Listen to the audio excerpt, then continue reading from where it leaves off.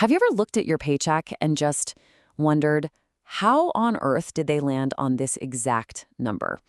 It's got to be one of the most personal and honestly most mysterious questions in our entire working lives.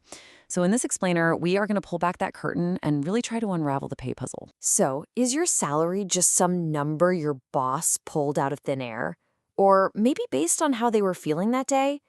Well, for most big organizations, it's actually none of the above. There is a much bigger, more systematic process going on. And you know what?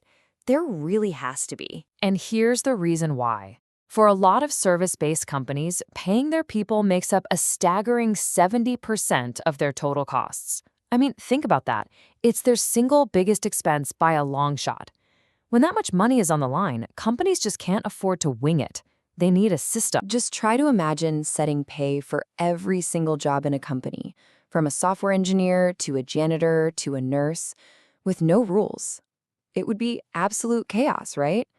Not to mention deeply unfair. And that's exactly why organizations created a formal process, to bring some order and a sense of fairness to it all. Okay, so let's dive into the engine that companies have been using for decades to build these pay structures. And this is a key point. It's a formal process designed to figure out the value of the job itself, not the specific person who happens to be doing it. And that engine has a name. It's called job evaluation, or JE for short. At its heart, it's just a methodical way to compare the value of one job to another, all within the same company. And the whole point, the ultimate goal, is to build a pay structure that feels fair and consistent from the inside. The classic process is pretty methodical. First, you analyze a job to really get what it's all about. Then, you rate it. You give it a score based on a set of criteria. And finally, you price it, which means linking that score to an actual salary or a pay range. It's a journey, really, from just understanding the work to putting a dollar value on it. So how do you actually rate a job? Well, you break it down into these things called compensatable factors.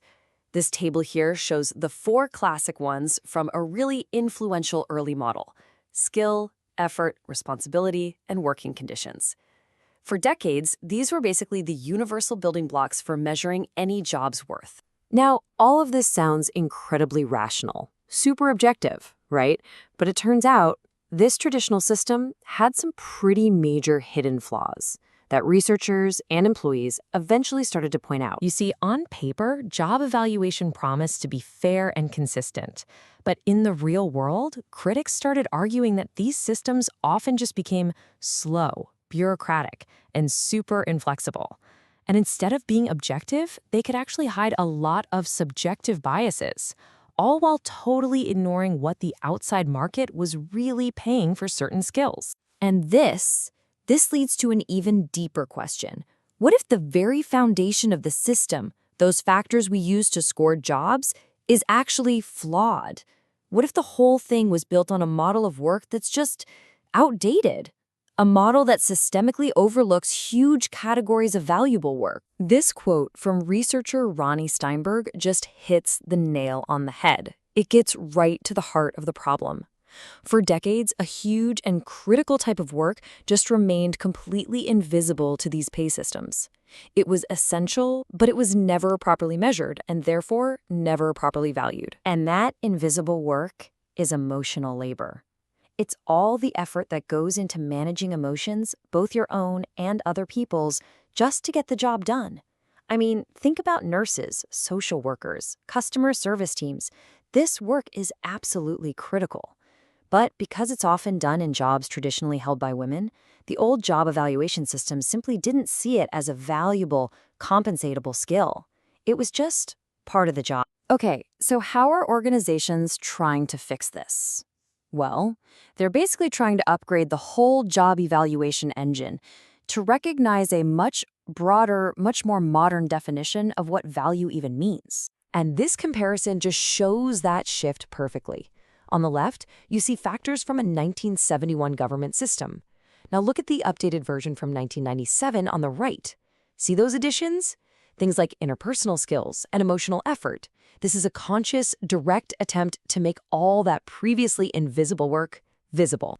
A fantastic real-world example of this is the UK's National Health Service. They went through this massive program called Agenda for Change and completely redesigned their pay system for over 1 million employees. Their new system explicitly includes factors like communication skills, emotional effort, and direct responsibility for patient care, making sure that work gets formally recognized and valued. And they don't just add these new factors in, they give them serious weight. You can see in this chart of the NHS system, responsibility, which includes caring for patients, managing budgets, and leading staff, makes up 36% of a job's total score. That's the biggest piece of the pie. It's a clear statement about what that organization truly values. But here's the thing. Fixing the system isn't just about adding new factors to a list. Researchers have found that for a pay system to actually feel legitimate to people, the process itself has to feel fair. There's a name for this idea.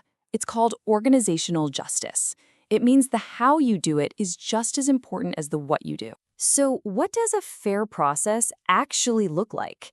Well, it's built on these clear principles you see here. Things like consistency, accuracy, and correctability. Are the rules the same for everyone? Are decisions based on facts? Is there a way to appeal a mistake? When employees feel like the answer is yes to those questions, they're much more likely to trust the system, even if they don't personally love their specific outcome. So what's the big takeaway from all of this? Where is fair pay headed? Well, it all really comes down to this constant, tricky balancing act that every single organization has to manage. On one side of the scale, you have internal equity. That's the whole point of job evaluation, creating a fair, rational pay structure based on how jobs relate to each other inside the company. But on the other side of the scale, you have external competitiveness. You've got to pay enough to hire and keep the people you need in a hot job market. These two forces, they are always in tension with each other. Ultimately, job evaluation isn't a perfect science. It's not some exact formula you plug numbers into. It's a dynamic tool. It's not something you set up once and then forget about. It's a living system that needs to be constantly watched, debated, and updated, because work itself, and our whole definition of what's valuable, is always changing. And that leaves us with a final thought to chew on. In an economy where our work is more and more about collaboration, about service, about human connection, the old models of value are really starting to feel obsolete. So the real question for all of us looking forward is, how are we going to define and reward value next?